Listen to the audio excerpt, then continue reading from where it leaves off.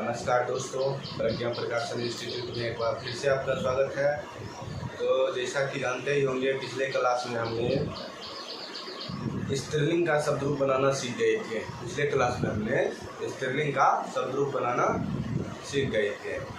आज हम व्याकरण का ही वर्ण परिचय सीखेंगे, वर्ण परिचय जानेंगे। ठीक है, आज हम वर्ण प्रकरण पढ़ने वाले हैं। वर्णों के उच्चारण स्थान भी इसी में आ जाएगा। जो वर्णों का वर्ण का उच्चारण स्थान कहाँ होता है, चवर्ण का उच्चारण स्थान, औ का उच्चारण स्थान, ये सब मतलब सभी वर्णों का उच्चारण स्थान रहेंगे। ठीक है, वो भी सूत्र के माध्यम से, उसको भी सूत्र के माध्यम से जाते हैं। ठीक है, तो अभी तक आपने प्रज्ञा प्रकाशन इंस्टीट्यूट को सब्सक्राइब नहीं किए हैं तो सब्सक्राइब कर लीजिए।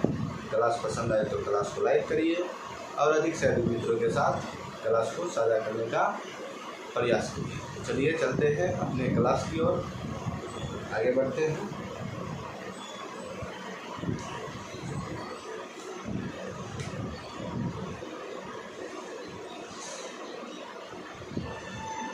कहता है व्याकरण। सबसे पहले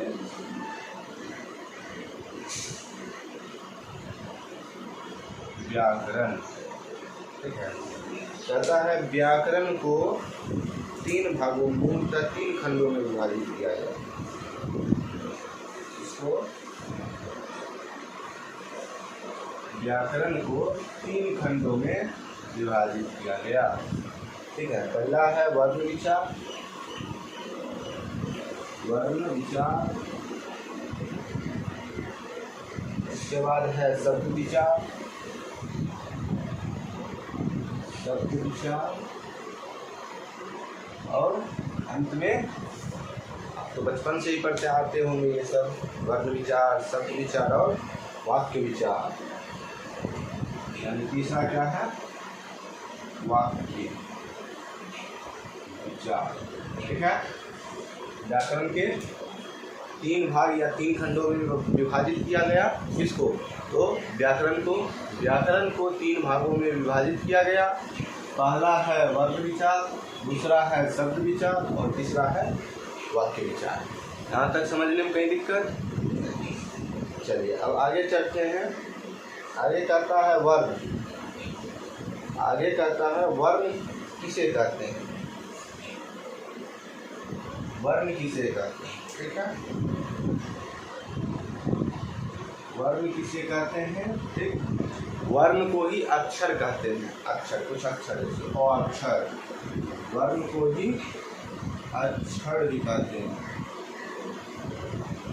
अक्षर भी कहते हैं। ठीक है, वर्ण को ही अक्षर भी कहते हैं। यहाँ तक समझ गए?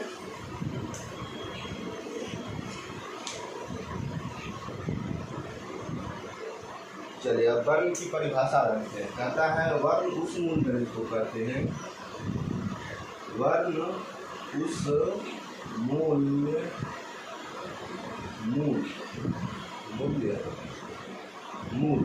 सिर्फ मूल, वर्ण उस मूल ध्वनि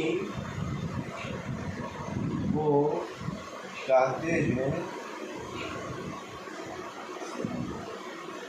हैं जिसका खंड या टुकड़ा नहीं किया जा सके, जिसका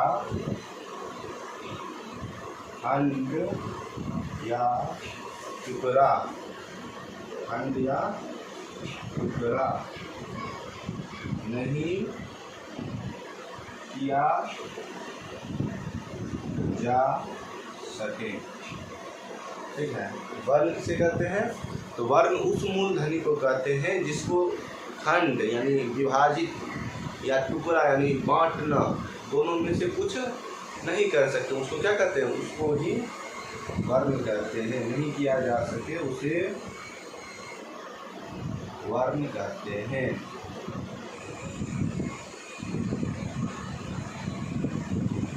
वर्ण समझ गए? वर्ण उस मूल ध्वनि को कहते हैं, मतलब वैसे ध्वनि को कहते हैं जैसे अ, हर्षई, ई, हर्ष ई होता है ना, हर्ष ई दीर्घ ई पढ़े हैं ना, हर्ष ई और दीर्घ ई का टुकड़ा हो सकता है, किंतु हर्ष ई का ई इसमें क्या तोड़ सकते हैं, और में क्या तोड़ सकते हैं, कुछ नहीं, इसका क्या टुकड़ा नहीं हो सकता। इसको क्या कहते हैं, इसको ही वर्ण या अक्षर कहते हैं, ठीक है, वर्ण या अक्षर इसी को कहते हैं। क्या कहता है, इस वर्ण के अक्षर, वर्ण या अक्षर को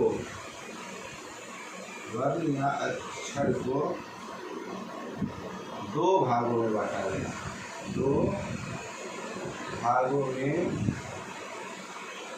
बांटा गया। सबको पता ही होगा क्या, वर्ण को कितने भागों में बांटा गया, दो भागों में। पहला क्या, स्वर वर्ण, और दूसरा है व्यंजन वर्ण। क्या ये सबको नहीं पता है, ये तो सबको पता है ना, स्वर वर्ण और व्यंजन वर्ण। ठीक, चलिए आप जानते हैं स्वर वर्ण, तो स्वर वर्ण को आप जानते हैं, स्वर वर्ण, ठीक है। अब हम स्वर वर्ण को जानते हैं, ठीक है। तो कहता है स्वर वर्ण, जो वर्ण बिना किसी अन्य वर्ण की सहायता से बोला जाए, ठीक, समझ गए, जो वर्ण बिना किसी अन्य वर्णों की सहायता से बोला जाए उसे स्वर वर्ण कहते हैं।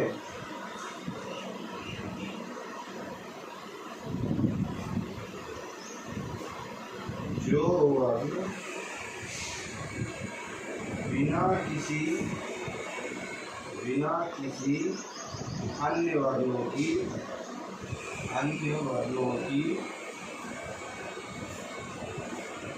सहायता से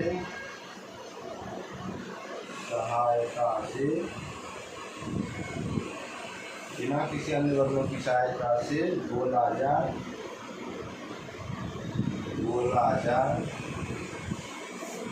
उसे स्वर वर्ण कहते हैं, ठीक है, कहते हैं। मतलब स्वर वर्ण बोलने में दूसरे वर्णों की सहायता नहीं लिया जाता, समझिए। स्वर वर्ण में मतलब स्वर वर्ण का उच्चारण करेंगे तो उसमें दूसरे वर्ण की सहायता नहीं लिया जाता, ठीक है। चलिए फिर कहता है स्वर वर्णों की मूल संख्या 9 है। स्वर वर्ण की मूल संख्या, स्वर वर्णों की मूल संख्या कितनी है, मूल संख्या 9, मूल संख्या 9 है, याद रखिएगा। मूल संख्या कितनी है, 9 है। कौन कौन है आगे जानते हैं, ओ आ ई हर्षई हर्षो गुरो वी ए आई औ, ठीक है, ठीक है। वो जो पढ़ते आ रहे हैं, ओ आ हर्षई हर्षो, ठीक, 2 4 6 और री री ए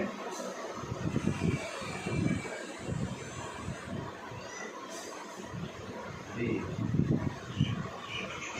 री ए आई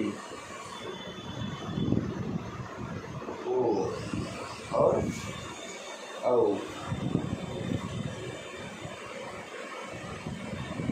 देखिए कुल मिला के 13 हो गया होगा, 2 4 6 8 10 12, एक री री री दीर्घ मात्रा, ठीक है। मूल स्वर 9 है, लेकिन इसमें भी दीर्घ मिला के, मूल स्वर और दीर्घ स्वर दोनों मिला के तेरह बनते हैं। ठीक है, दीर्घ और ह्रस्व दोनों मिला के 13। ठीक है, आगे हम इसको तोड़ते हैं। जैसे फिर अब यहाँ पर कहा स्वर वर्णों के 3 भाग, स्वर वर्ण के 3 भाग। ठीक है, पहला है ह्रस्व, ह्रस्व स्वर, ह्रस्व स्वर या मूल स्वर, इसी को कहते हैं मूल, मूल स्वर। जो मूल स्वर बताए थे 9 वो। ठीक, दूसरा दीर्घ, दीर्घ या इसी को संधि स्वर कहते हैं, संधि स्वर। और तीसरा फ्लूट, तीसरा फ्लूट स्वर। ठीक है, यहाँ तक समझ गए 3 भाग, ह्रस्व स्वर, दीर्घ स्वर और फ्लूट स्वर। ठीक है, ह्रस्व स्वर को ही मूल स्वर कहते हैं और दीर्घ स्वर को ही संधि स्वर कहते हैं। यहाँ तक समझ गए। चलिए आगे चलते हैं।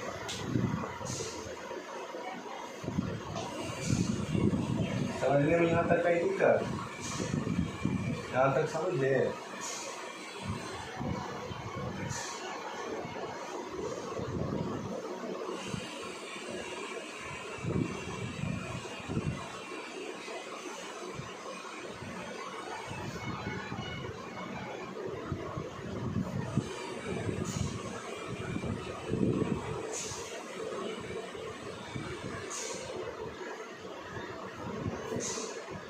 चलिए, सबसे पहले कहता है ह्रस्व स्वर। ठीक है, ह्रस्व स्वर यानी मूल स्वर कहता है जिस वर्ण के उच्चारण में एक मात्रा लगे उसे मूल स्वर कहते हैं। ठीक है, जिस वर्ण के उच्चारण में एक मात्रा का समय लगे, वर्णों के उच्चारण में एक मात्रा का समय लगे उसे मूल स्वर या ह्रस्व स्वर कहते हैं। ठीक है, ये नहीं, यहाँ पर कंफ्यूज नहीं होइएगा। यहाँ पर ह्रस्व स्वर लिखे हैं और यहाँ पर मूल स्वर लिखे हैं, इसलिए कंफ्यूज नहीं होइएगा। मूल स्वर और ह्रस्व स्वर दोनों एक ही है, दोनों एक ही है। ठीक है, तो चलिए ह्रस्व स्वर कौन कौन है? तो ओ, ई, उ, री, री। ठीक है, ये 5, ये 5, 2, 4, 5। ये 5 में ह्रस्व यानी मूल स्वर है, इनमें कम लगा है स्वर, एक मात्रा स्वर। कौन कौन? ओ, ई, उ, री, ली, एक मात्रा। इसमें कितने मात्रा लगे हैं? एक मात्रा। ठीक है, अब दीर्घ स्वर,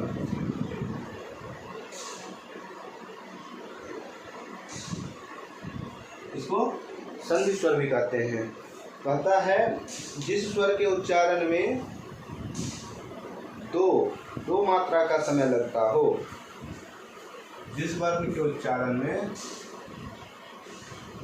जिस वर्ण के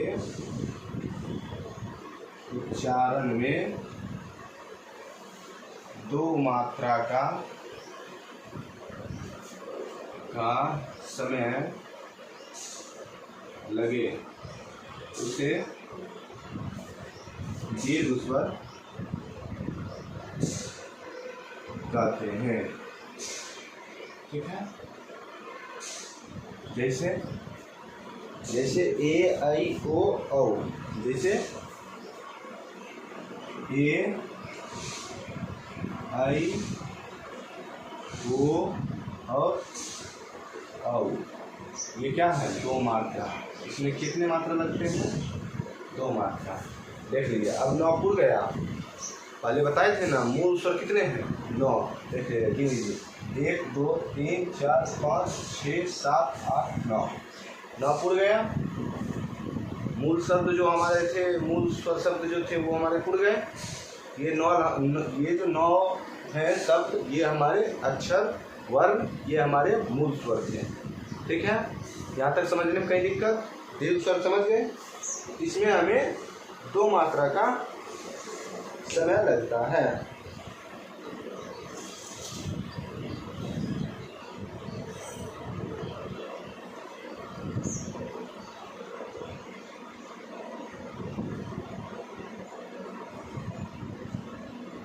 सॉरी ये 4 नहीं, दीर्घ स्वर हमारे 8 हैं। कौन? ये 4 तो समझ गए, ये ए आई से है और साथ में अ प्लस अ मिलके क्या बनता है आ। ठीक, एक आ हो गया,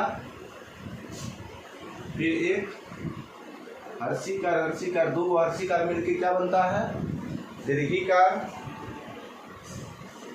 2 हर्षिकार मिलके क्या बनता है दीर्घिकार। उसी प्रकार री भी होता है, एक री एक 2 री प्लस यानी री प्लस री, दीर्घ री बनता है। री में भी री का मात्रा लगा रहता है। ठीक है, ये 4 भी हैं, यानी कुल दीर्घ स्वर कुल 8 हैं। ठीक है, दीर्घ स्वर समझ गए? दीर्घ स्वर कुल 8 हैं, समझ गए? यहाँ तक समझ गए? ह्रस्व स्वर 5 हैं, ये 5 हैं ह्रस्व स्वर, और दीर्घ स्वर 8 हैं। ठीक है, चलिए अब एक है प्लुत स्वर।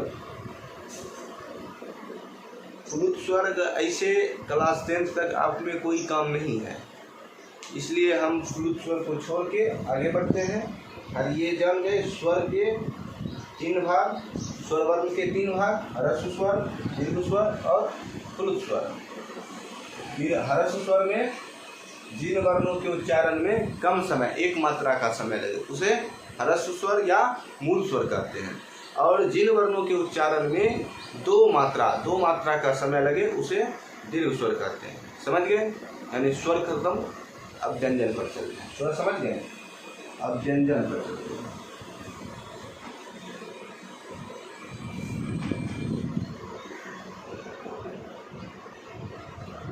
समझ आ रहा है? बताइएगा, कहीं दिक्कत हो तो पूछिएगा, कहिएगा।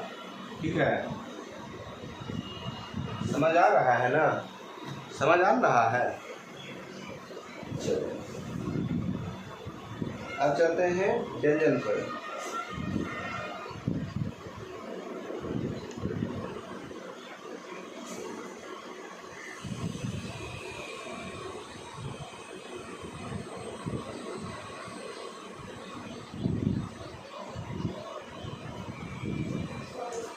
अब चलते हैं व्यंजन।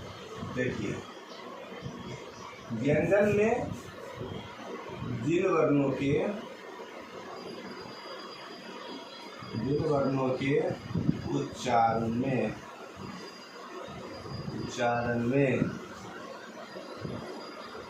अर्ध मात्रा का समय लगे। ठीक है, मतलब ह्रस्व स्वर में क्या था कि 1 मात्रा का समय लगता है, दीर्घ स्वर में क्या हुआ 2 मात्रा का, और व्यंजन वर्ण में क्या है कि अर्ध मात्रा, यानी कुछ भी हो, ख ही हो तो ख हलन ख ख ख ख ख ख ख नहीं, ओ नहीं होगा, ख ख क क क नहीं, को यानी को प्लस ओ, को आनंद ओ, यहाँ को आता है को, लेकिन को नहीं, को सिर्फ को हलन, समझ गए? यानी अर्ध मात्रा।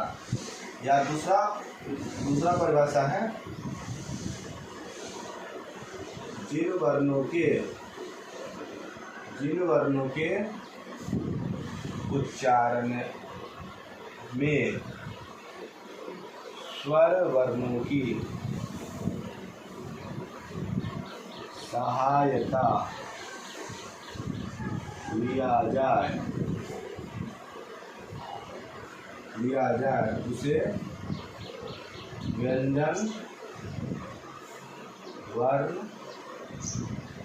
कहते हैं। जैसे क ही है, क में क हलन, ये अर्थ आ गया, यानी मूल व्यंजन प्लस अ इक्वल टू क। क बनाने के लिए क प्लस अ यानी क क्या है, स्वर वर्ण है, तो स्वर वर्ण का सहायता लिया गया। ठीक है, व्यंजन वर्ण समझ गए। चलो अब कहता है इसकी कुल संख्या 33 है। व्यंजन वर्ण की कुल संख्या 33 है। ठीक है, 33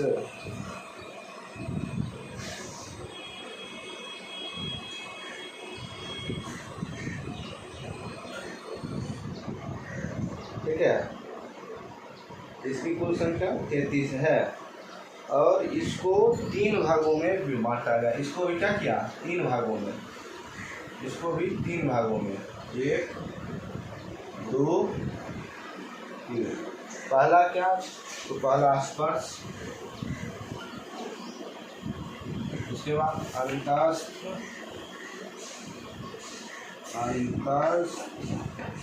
और पुष्प। इसको कितनों भागों में बांटा गया, व्यंजन वर्ण को भी 3 भागों में बांटा गया। ठीक है, पहला स्पर्श, दूसरा अंतस्थ और तीसरा उष्ण। ठीक है, यहाँ तक समझ गए। चलिए अब पहले पर चलते हैं। पहला क्या है, स्पर्श। पहला है स्पर्श। स्पर्श वर्ण क्या करता है, स्पर्श वर्ण करता है क से म तक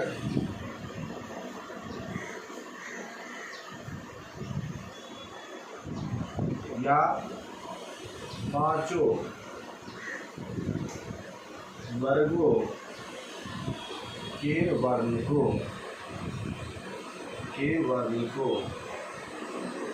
स्पर्श वर्ण कहते हैं।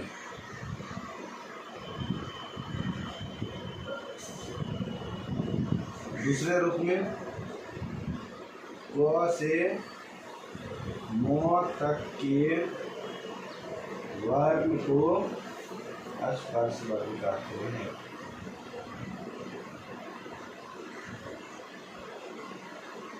ठीक है, मतलब 5 वर्गों के वर्ण को स्पर्श वर्ण कहते हैं या क से म तक के वर्णों को स्पर्श वर्ण कहते हैं। 5 वर्ग है, पता है कौन कौन, वर्ग, चवर्ग, टवर्ग, तवर्ग और पवर्ग। ये 5 वर्ग हैं। इसमें क वाले जो क की पहरा जो होता है, क ख ग घ अंगो, वो 5 वर्ग इसमें आ गया। चवर्ग के 5 वर्ग च छ ज छ इन वाला चवर्ग में आ गया। ठीक है, चलिए अब चलते हैं अंतस्थ वर्ण। अंतस्थ, ठीक है, तो अंतस्थ कहता है य र ल व को अंतस्थ करते हैं। ठीक है, यानी य र ल व अलंत लगा यानी व्यंजन। इसमें भी क हलंत म हलंत, यानी टवर्ग में भी पूरा हलंत रहेगा। तो अंतस्थ वर्ण कहते हैं। ठीक है, अंतस्थ वर्ण किसे कहते हैं, य र ल व को अंतस्थ वर्ण कहते हैं। ठीक है, यहाँ तक समझ गए।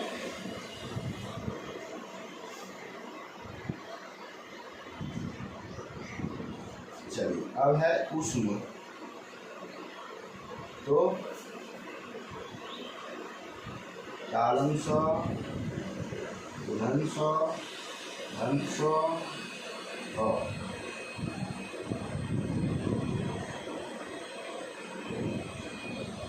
और को अंतस्थ वर्ण कहते हैं। ठीक है, यहाँ तक समझ गए। चलिए अब वर्ण को जोड़ते हैं। वर्ण देखें हमको कितना पूरा, तो 5 5 एक वर्ग में है, यानी 25 25 को स्पर्श वर्ग, ठीक, 4 अंतस्थ वर्ग और 4 ऊष्म वर्ग। 25 4 29, 29 4 33, हमारा व्यंजन वर्ण 33 पूरा गया। ठीक, यहाँ तक तो पूरा गया। अब एक है संयुक्त वर्णलीय। एक क्या है? संयुक्त वर्णलीय। किंतु उससे पहले हम एक अल्पप्राण, महाप्राण, घोष वर्ग और अघोष वर्ग, ये दो बताना चाहेंगे। ठीक है, एक है अयोग वा, ठीक, इसको भी देखेंगे। अयोग वा, इसमें है अनुस्वार और विसर्ग। अनुस्वार और विसर्ग। ए आई ओ औ, अनुस्वार विसर्ग, ये आता है ना, यही है। ठीक, याद रखिएगा। 33 हमारा वर्ण यहीं तक हुआ। ठीक, 33 2 35 प्लस 2, यानी 35 हमारा वर्ण अभी यहाँ पर पूरा है। ठीक, अब हम वर्ण को भी जोड़ेंगे। कितना हमारे वर्ण हैं, कहते हैं ना वर्णों की कुल संख्या कितनी है। 35 यहाँ पर पूरा गया, स्वर वर्ण के स्वर वर्ण छोड़ के। ठीक है, व्यंजन वर्ण में हमारा 35 वर्ण था। यहाँ तक समझ गए। अब हम कवर्ग, चवर्ग, पवर्ग, टवर्ग, तवर्ग, पांचों वर्ग को लिखते हैं। ठीक है, यानी कवर्ग, चवर्ग, टवर्ग, तवर्ग, पवर्ग। ठीक, रेखा बना लेते हैं।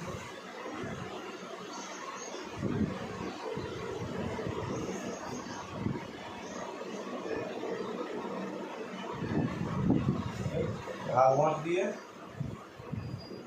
यानी इसको बांट दिए।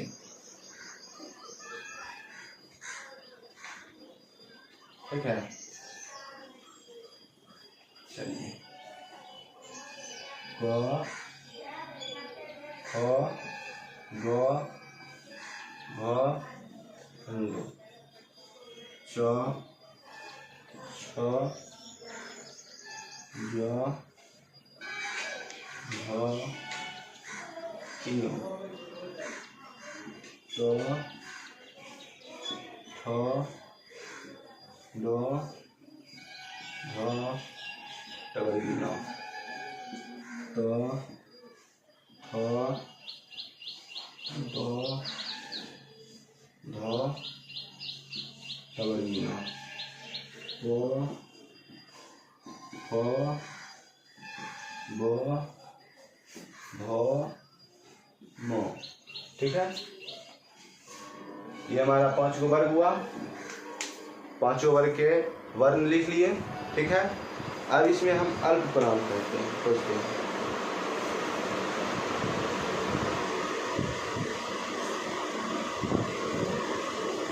क्या रहता है? अल्पप्राण, अल्पप्राण कहता है 5 वर्गों के, 5 वर्गों के।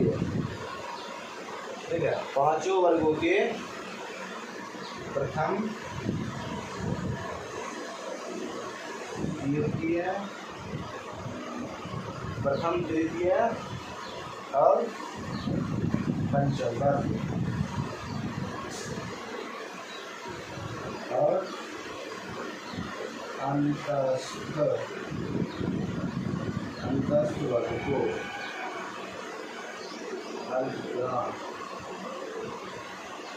अल्पप्राण होता है, ठीक है, समझे। अल्पप्राण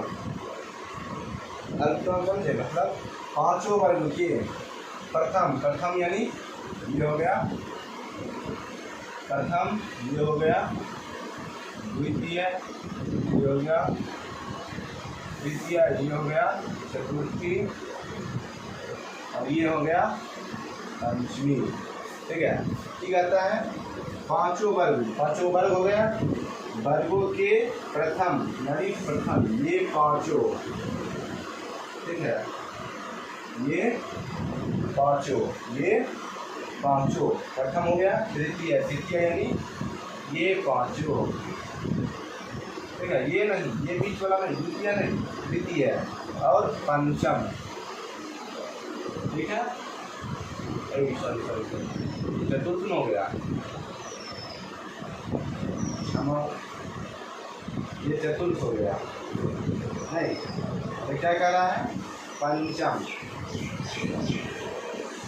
हमें कह रहा है।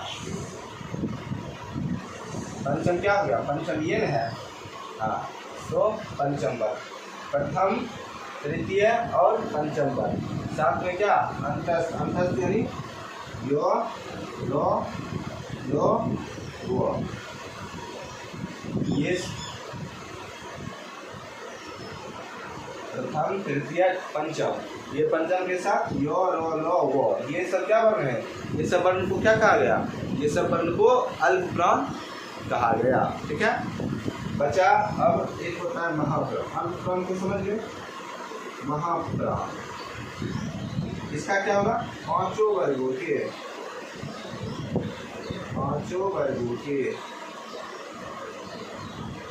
मान लीजिए ये इतना कौन से मोल तक में दो भाई में बांटना होता है, ठीक, दो भाई में एक भाई अल्पप्राण था, 1 2 3 प्रथम, तृतीय और पंचम, ये भाग दे दिए, तो दूसरे भाई को क्या मिलेगा, जो बचा वही मिलेगा, यानी द्वितीय और चतुर्थी मिलेगा, ठीक। तो वर्गों के द्वितीय और द्वितीय चतुर्थी और सूक्ष्म वर्ग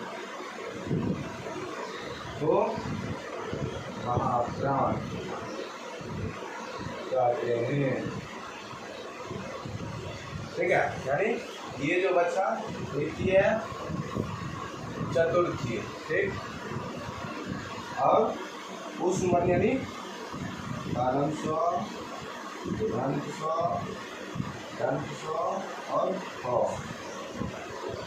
द्वितीय और चतुर्थी के साथ ये चार वर्ण, चारों वर्ण को क्या कहते हैं, तो अल्प महाप्राण, ठीक है। अल्पप्राण महाप्राण समझ गए, यानी पांचों वर्गों के प्रथम, तृतीय, पंचम, साथ में कुसुम वर्ग, इन चारों को मिला के अल्पप्राण, चारों वर्ग का, इस चारों का, ठीक। और महाप्राण हो गया, बचा जो दो, यानी द्वितीय और चतुर्थीय, साथ में कुसुम वर्ग, ये तीनों क्या हो गया, ये तीनों के वर्ण को क्या कहते हैं, महाप्राण, ठीक है। यहाँ तक समझ गए। चलिए अल्पप्राण महाप्राण समझने में दिक्कत नहीं है। अल्पप्राण यानी इसमें मात्रा कम लगता, ठीक है। अल्पप्राण यानी इसमें मात्रा कम लगता है, ठीक है।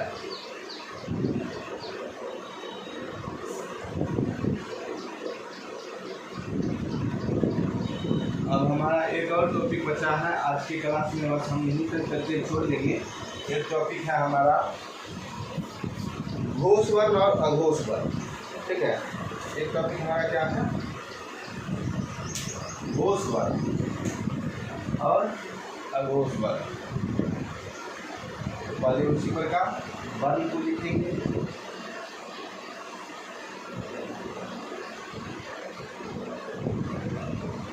ठीक है। पहले उसी प्रकार पांचों वर्ग को लिखेंगे, हालांकि इस बार छोड़ देते हैं, ठीक है। कलम की लगा देते हैं, लगाए।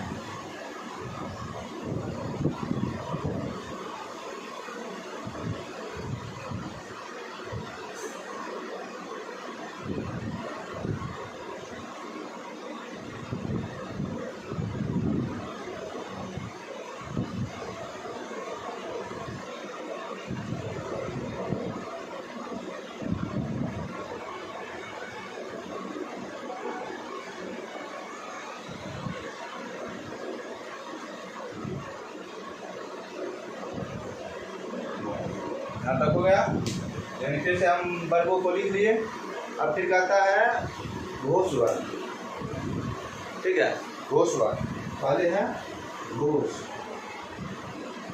घोष वर्ग में कहता है पांचों वर्गों के, पांचों वर्गों के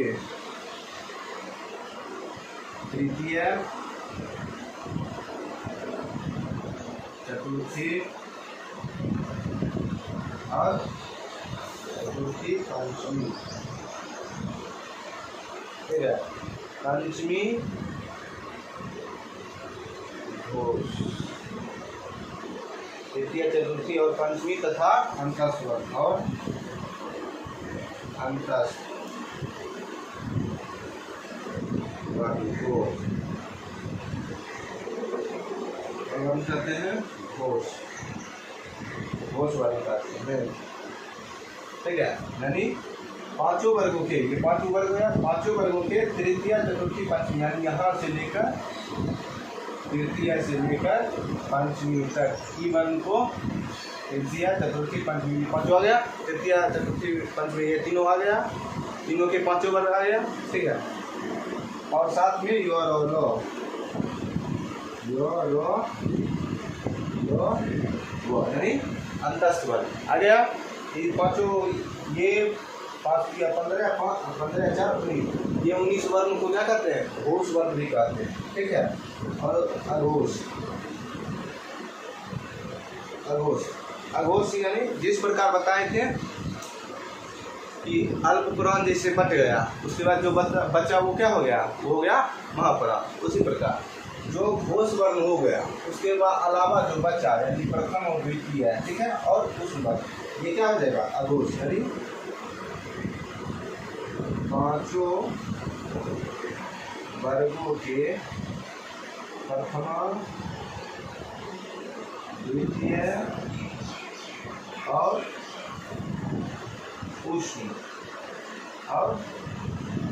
उष्ण वर्ण को अघोष, अघोष वर्ण कहते हैं, ठीक है। यहाँ तक समझ गए। और उष्ण वर्ण यानी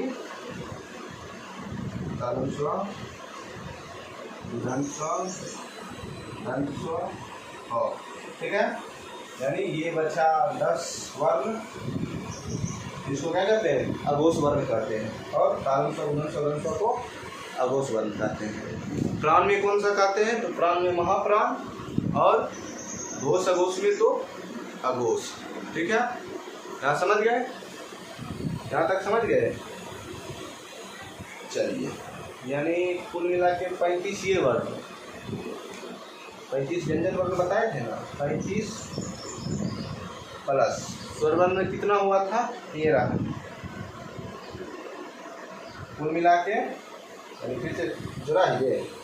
चलिए, यहाँ तक समझ गए? यहाँ तक समझ गए? पेटी तक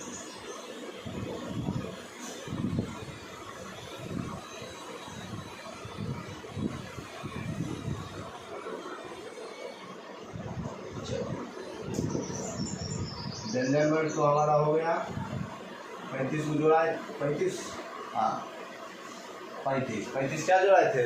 तो 33 को तो उसका वर्ण नहीं था, 2 अनुस्वर और विसर्ग, ठीक है। और स्वर वर्ण देखिए तो कितने हैं? और हर्षौ, दीर्घौ, हर्षौ, दीर्घौ,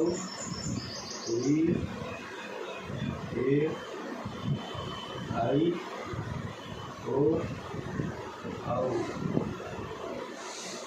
ठीक है, और ली को ले लेते हैं, ठीक है, यानी 4 तिया 12 प्लस 12 कितना आ जाएगा 7 4 1 3 1 4 यानी 47 वर्ग में यही पहुँच गया। यहाँ तक कहीं दिक्कत?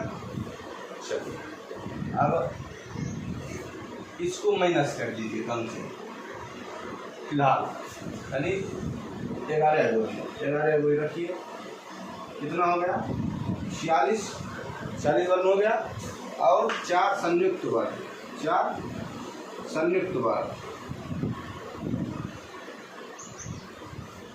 यानी 6 4 2 और 16 यानी 4 ये जुड़ गया, यानी 46 4 50 आ गया, 50 वर्ग तो हमारा नॉर्मल पूर गया। चलिए अब 2 वर्ण है, एक तो ली एक तो ली, 2 वर्ण बचा ना, जो जोड़ना है, एक यहाँ पर ली बचा और एक री का दीर्घ री, ये तो हो गया, यानी 50 प्लस 2 यानी कुल मिला के 52, कुल मिला के 52 हो गया, उड़ गया। चलिए यानी कुल वर्णों की संख्या 52। देखिए बोल तो सब देते हैं 52, ठीक है, कुल वर्णों की संख्या यानी पूछता है कि वर्ण कितने हैं तो बोल देते हैं 52, लेकिन उसको फिर लिख नहीं पाते हैं। अब लिखने में कहीं दिक्कत नहीं होगा, 52 हम कुरान दिए, देख लिए, इस प्रकार 52 उड़ जाते हैं, ठीक है, समझ गए। तो आज के लिए इतना ही, आज हम यहीं पर क्लास को विराम देते हैं। अगले क्लास में हम सीखेंगे वर्णों के उच्चारण स्थान, यानी 52 जो वर्ण हुए, जितने भी वर्ण हुए उसका उच्चारण स्थान, यानी उसका उच्चारण स्थान कहाँ है, कंठ है, तालु है, मोटा है, दंत है या ओष्ठ है या नासिक है, इस सब का हम क्या, तो कल यानी अगले क्लास में हम इस सब का उच्चारण स्थान सीखेंगे, ठीक है। आज के लिए इतना ही रहने देते हैं। अभी तक आपने प्रज्ञा प्रकाशन इंस्टीट्यूट को सब्सक्राइब नहीं किए हैं तो सब्सक्राइब कर लीजिए।